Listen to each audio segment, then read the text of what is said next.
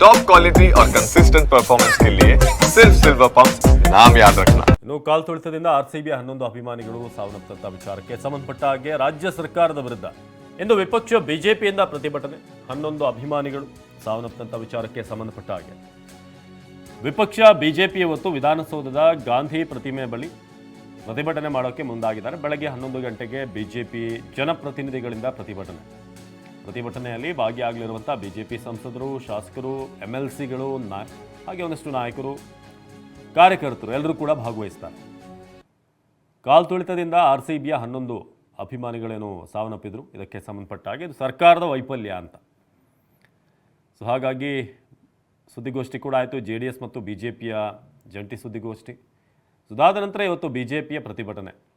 ವಿಧಾನಸೌಧದ ಗಾಂಧಿ ಪ್ರತಿಮೆ ಮುಂಭಾಗದಲ್ಲಿ ಕುಳಿತು ಇವತ್ತು ಸರ್ಕಾರದ ವಿರುದ್ಧ ಪ್ರತಿಭಟನೆ ಮಾಡೋಕ್ಕೆ ಈಗ ಬಿಜೆಪಿ ಮುಂದಾಗಿದೆ. ಸೊ ಬೆಳಗ್ಗೆ 11 ಗಂಟೆಗೆ ಈ ಒಂದು ಪ್ರತಿಭಟನೆಗೆ ಕರೆ ನೀಡಲಾಗಿದೆ. ಬಿಜೆಪಿಯ ಸಂಸದರು, ಶಾಸಕರು, ಪರಿಷತ್ ಸದಸ್ಯರು ಹಾಗೆ ಕಾರ್ಯಕರ್ತರು ಕೂಡ ಭಾಗವಹಿಸ್ತಾರೆ.